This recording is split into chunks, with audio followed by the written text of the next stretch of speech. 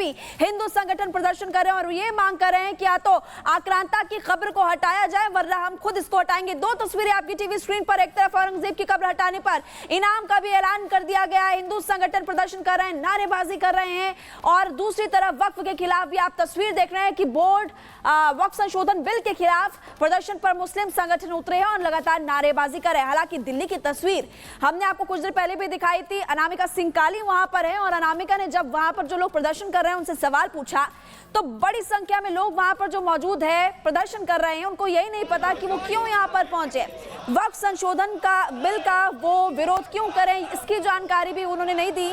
और इसी बीच पहली तस्वीर आप देख रहे हैं, औरंगजेब के खिलाफ हिंदुओं का प्रदर्शन, और औरंगजेब ने कई मंदिरों को ध्वस्त किया।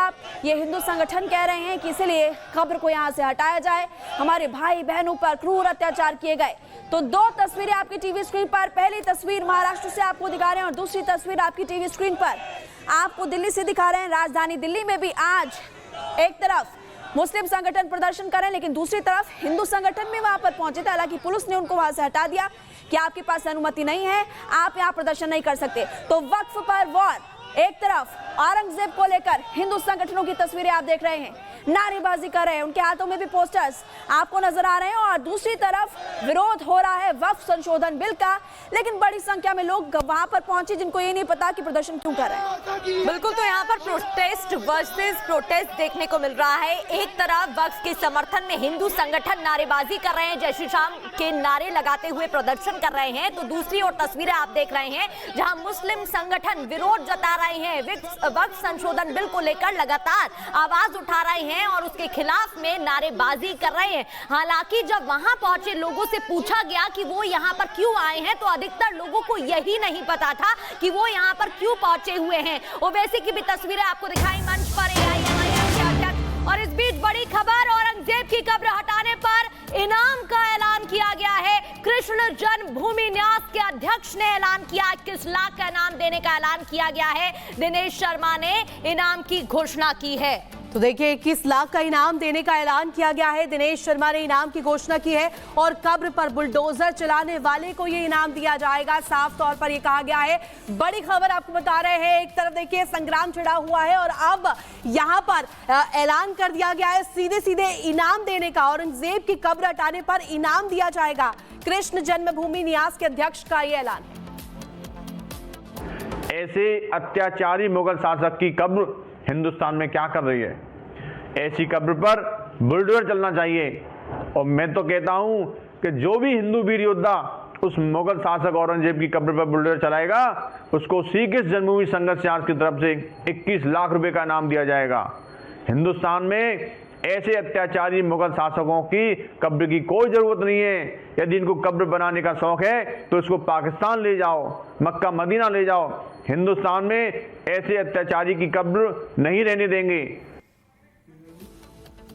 और खबर पर जानकारी देने के लिए हमारे साथ विवेक जुड़े हुए, विवेक का सीधे रुख करते हैं। विवेक, देखिए एक तरफ कब्र को हटाने को लेकर के जो मांग है, हिंदू संगठन इसको लेकर के पुरजोर तौर पर अपनी आवाज बुलंद कर रखा है और अब इनाम की भी घोषणा कर दी गई है।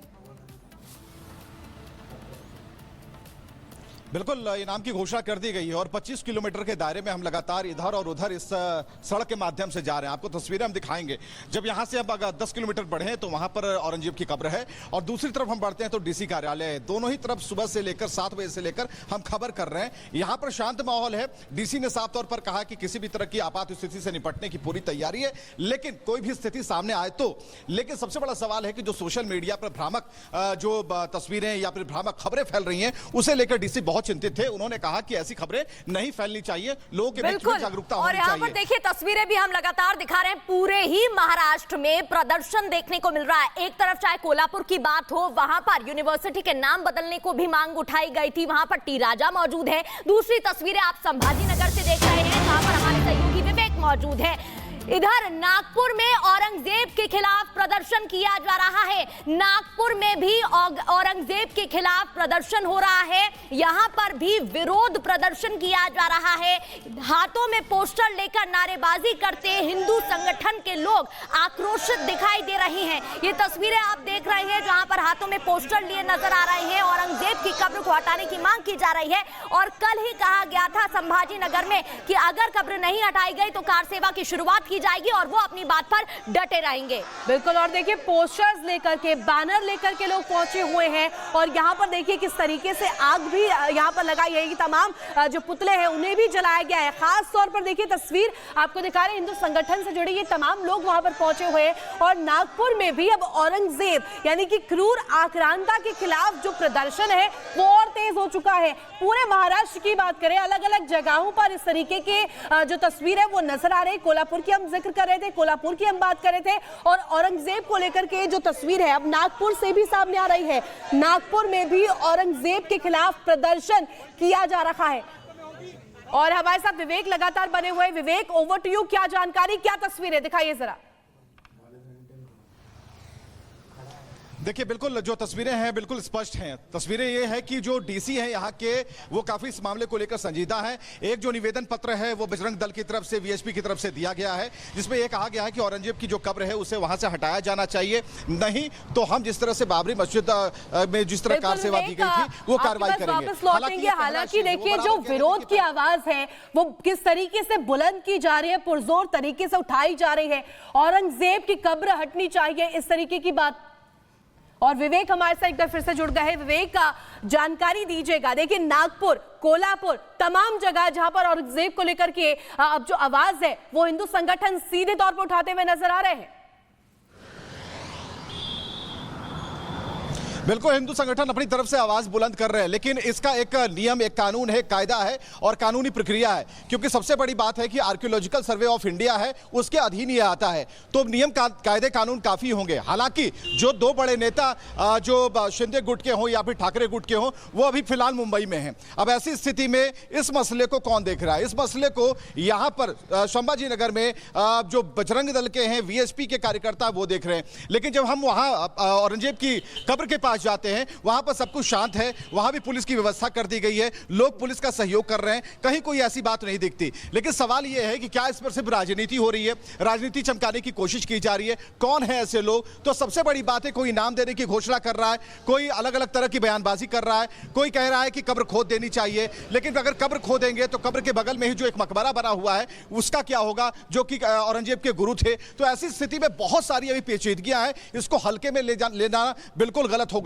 बयान अपनी जगह है, हवा में जो बातें हो रही हैं अपनी जगह है, लेकिन जो जमीन पर सच्चाई है, सभी लोग शांत हैं, व्यवस्थित हैं, पुलिस अपना काम कर रही है। और डीसी ने भी कहा कि पुलिस कप्तान से हम लगातार संपर्क में है, लेकिन अभी तक ऐसी कोई सूचना नहीं आई जिसमें कोई उपद्रव हो, आगजनी हो, प्रदर्शन हो। तो छत्रपति संभाजी नगर में सब कुछ शांत है और ऐसी कोई भी गतिविधियां सामने नहीं आई है जिसको देखकर ऐसा कहें कि यहां पर बहुत कुछ उपद्रव हो रहा है। लेकिन इतना जरूर है, जो मांगे कर दी गई, जो मांगे अभी पूरी तरीके से जमीन पर उतर कर नहीं आई है, उसे कागज का रूप देकर के डीसी तक पहुंचाया गया है, निवेदन किया गया है और डीसी अपनी तरीके से सरकार को इस बात को पहुंचाएंगे। और डीसी ने साफ तौर पर कहा कि कोई भी अव्यवस्था फैलाने वाले लोगों को बख्शा नहीं जाएगा, निगरानी हो रही है और साइलेंट जो पुलिसिंग है वो अपने तरीके से काम कर रही है ताकि भविष्य में ऐसी किसी भी घटना, और सबसे बड़ी बात अन्य जिलों से आए वैसे लोगों को भी चिन्हित किया जा रहा है जो इस पूरे मसले को गर्माहट दे सकते हैं, तूल दे सकते हैं, फैला सकते हैं। तो ऐसे लोगों पर भी नजर है, कुछ लोगों को चिन्हित किया गया है, कुछ लोगों को रोक लगाई गई है। और ऐसी स्थिति में आर हो या पार, ये 25 किलोमीटर का जो संभाजी नगर का जो दायरा है उसमें हम लगातार कोशिश कर रहे हैं लोगों से बात करने की। और यहाँ के जो मुस्लिम समाज के लोग हैं वो भी चाहते हैं कि जो सद्भावना है वो बनी रहे, ऐसा कुछ ना हो जिससे कि यहाँ की व्यवस्थाएं बिगड़ जाए।